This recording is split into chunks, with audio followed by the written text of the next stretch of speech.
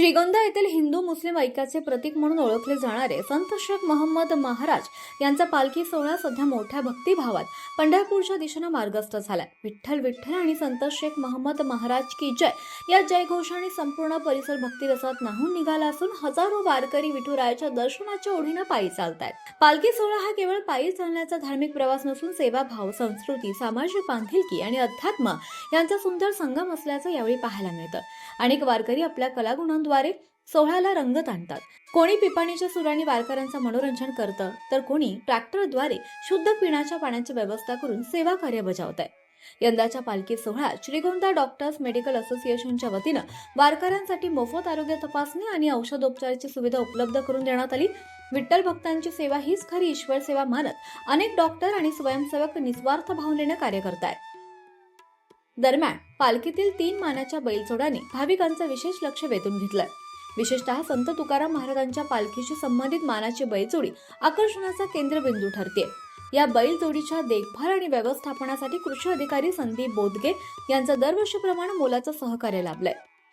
या पालखी सोहळ्यात सुमारे 2 ते 2.5 हजार वारकरी सहभागी झाले असून त्यामध्ये युवक, महिला, ज्येष्ठ नागरिक आणि लहान मुलांचाही उत्स्फूर्तपणे सहभाग दिसून येतोय।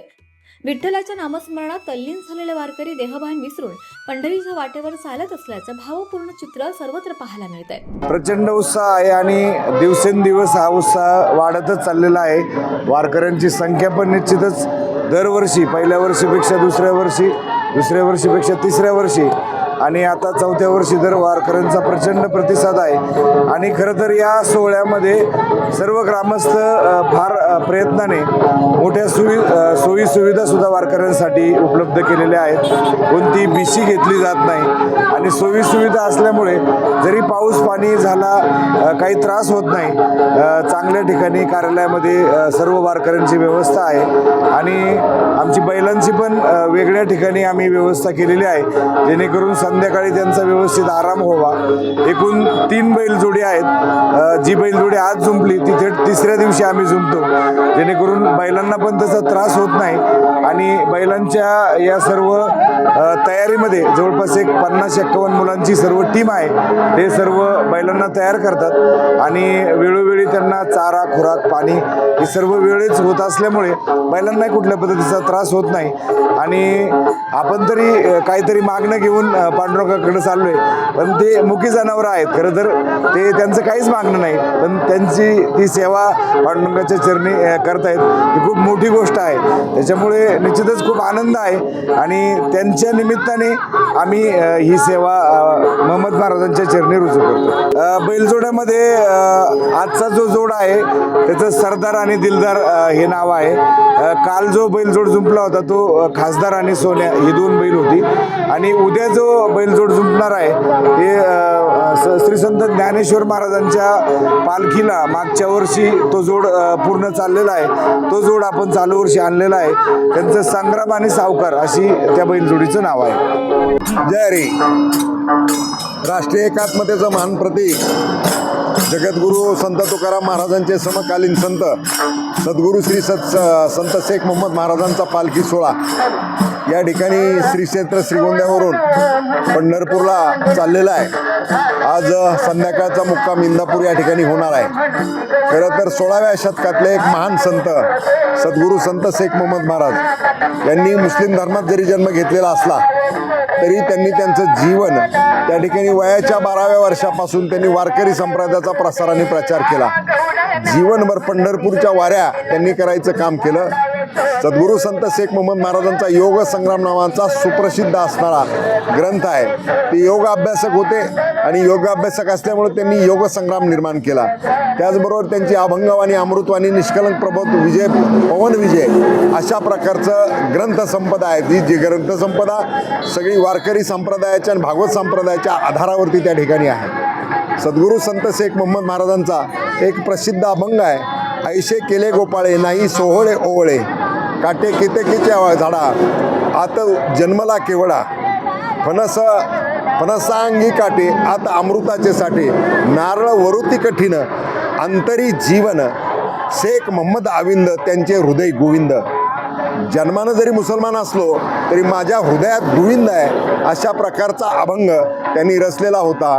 आणि सद्गुरू संत शेख मोहम्मद महाराजांचं जीवनभराचं कार्य हे अत्यंत आदर्श अशा पद्धतीचं संप्रदायासाठीचं निश्चितपणानं होतं. त्यांना छत्रपती शिवाजी महाराजांचे आजोबा मालोजी राजे भोसले यांनी गुरु मानलं आणि गुरु मानून ते योग साधक असल्यामुळं मालोजी राजे भोसलेंनी विचारलं तुम्हाला साधना करण्यासाठीची योग्य जागा कोणती, आणि म्हणून त्या काळचं चांबरगोंदा या ठिकाणी त्यांनी योग साधनेसाठीची मला अत्यंत सुपीक आणि चांगली भूमी आहे अशा प्रकारचं सांगितलं.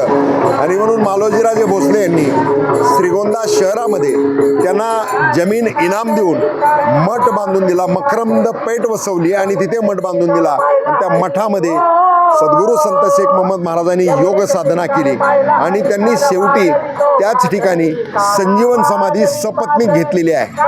असे एक महान संत त्या ठिकाणी या संत परंपरेमध्ये होऊन गेलेले आहेत. त्या ठिकाणी त्यांचं कार्य जे आहे ते कार्य वारकरी संप्रदायासाठी आणि समाजासाठी अत्यंत प्रेरणादायी आहे.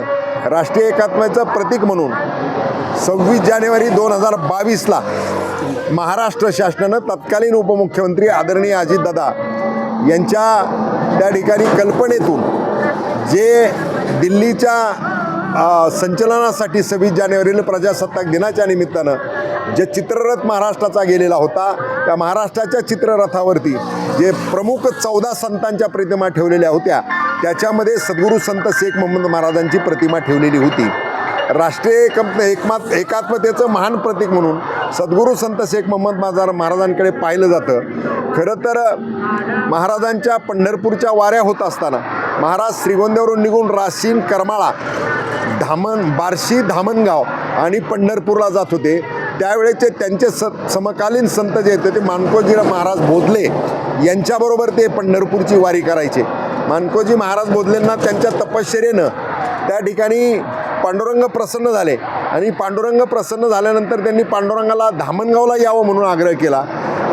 त्या ठिकाणी मानकोजी महाराज बोधलेंना पांडुरंगानं त्या ठिकाणी एक मूर्ती दिली आणि त्या मूर्तीमध्ये स्वतःचं तेज उतरवलं आणि स्वतःचं तेज उतरून त्यांनी सांगितलं या मूर्तीची प्रतिष्ठापना तुम्ही धामणगावमध्ये करा.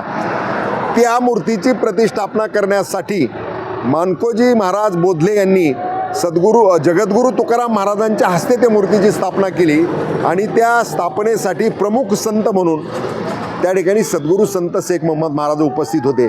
असे इतिहासातले अनेक परमार्थिक दाखले सद्गुरू संत शेख मोहम्मद महाराजांचे या ठिकाणी मिळत आहेत आणि म्हणून हा पालखी सोहळा जो आहे याचं 4थं वर्ष आहे. खरं तर पूर्वीच्या कालखंडामध्ये पालखी सोहळा होत होता पण त्याला आता खंड पडला आणि त्याच्यानंतर 2023पासून गावकऱ्यांनी पुन्हा एकदा निर्णय घेतला आणि पालखी सोहळ्याची सुरुवात केली. अत्यंत उत्स्फूर्त असा प्रतिसाद, प्रत्येक वर्षी वारकऱ्यांची संख्या या पालखी सोहळ्यामध्ये वाढते. त्या ठिकाणी सद्गुरू संत शेख मोहम्मद महाराजांच्या बरोबर आम्ही पंढरपूरला चाललो आहे ही भावना वारकऱ्यांच्या मनामध्ये असते आणि खूप आनंदित होऊन वारकरी त्या ठिकाणी आनंदाने त्या पंढरपूरच्या दिशेनं चाललेले असतात. वैष्णवांच्या संगतीनं त्या ठिकाणी सुखाचा अनुभव जे आहे वारकरी त्या ठिकाणी घेण्याचा प्रयत्न करत असतात. आवाज जनतेसाठी गणेश कांबळे, श्रीगोंदा. आवाज जनतेचा, लढा सर्वसामान्य जनतेच्या न्याय हक्कांसाठी.